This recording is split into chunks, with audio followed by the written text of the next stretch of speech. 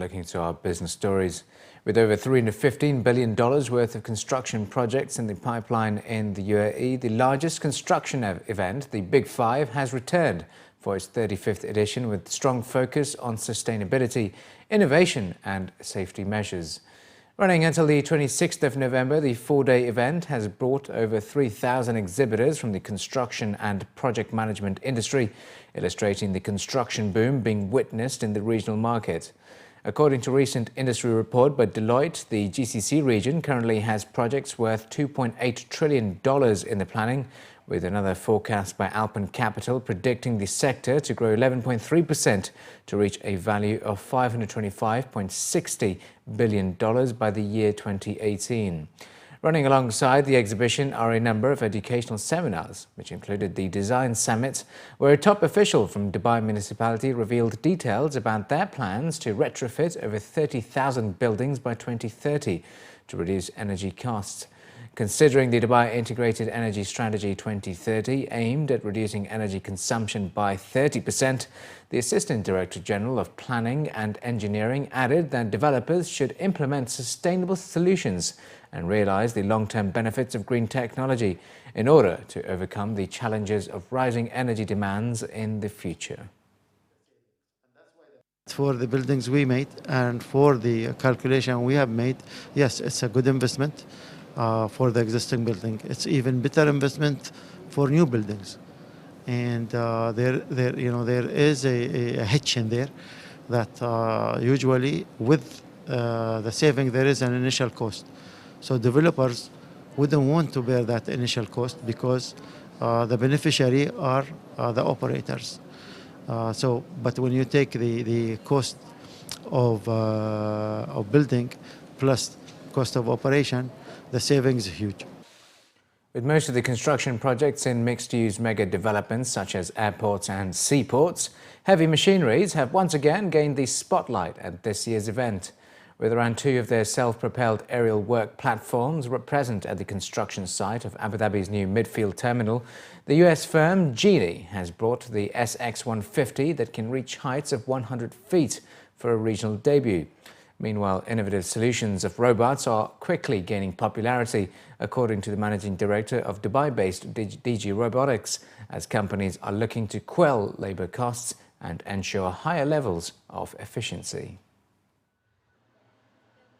As the safety measures get stricter, the use of aerial work platforms become more vital because people want to get away from scaffold, or they want to get away from the conventional access to height which are used today, which are the reason for too many accidents and people falling off heights. And so these machines become really, really vital. First of all, you are sitting in a basket where also you are wearing a safety harness and you are hooked to the basket, so falling out of the basket is much less.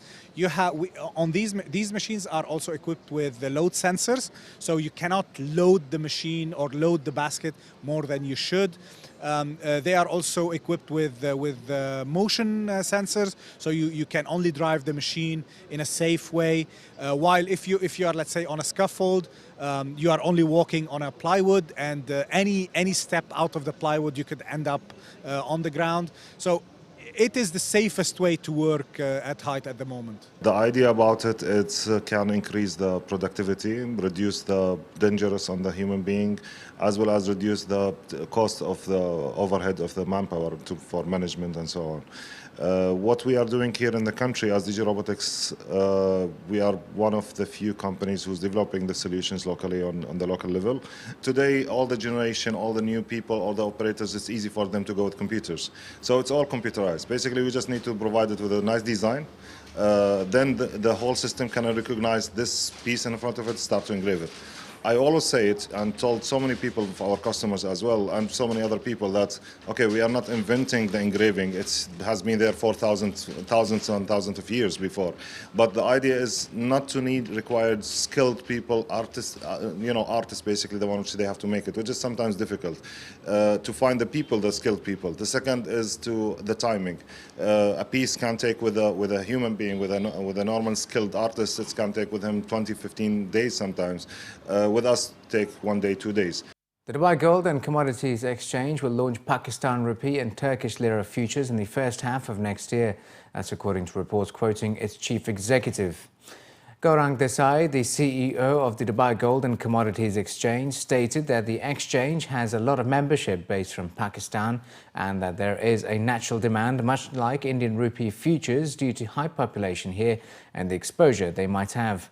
The CEO added that they have a memorandum of understanding with Borsa Istanbul and Pakistan Mercantile Exchange and exploring synergies with an eye to hopefully launch the rupee and lira futures in the first half of 2016. In October, the Dubai-based derivatives bourse and the Pakistan Mercantile Exchange Limited agreed to create a forum to work together, share information and bridge connections between the financial markets of Pakistan and the UAE. The National Bank of Abu Dhabi has issued a $200 million floating rate note of 2 years duration, according to a bourse filing the bank issued on Monday to the London Stock Exchange. The note will pay monthly interest starting on the 20th of December at a variable margin over the 1-month London interbank offered rate. In December 2015, the lender will pay interest of 0.05% per annum over LIBOR.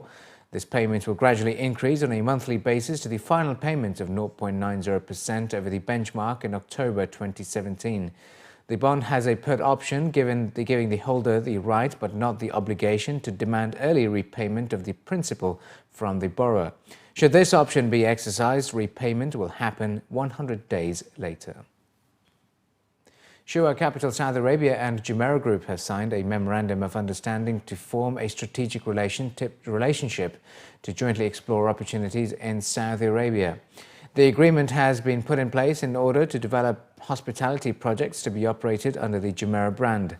According to a report released by Emirates news agency WAM, Gerald Lawless, the president and group CEO of Jumeirah Group, stated that Saudi Arabia is of prime importance to the Jumeirah Group and seeking opportunities for expansion of its hotels and brands, including both Jumeirah, a Stay Different, and new lifestyle hospitality brand Venue. Mr. Lawless added that SHUAA has a strong performance for hospitality development.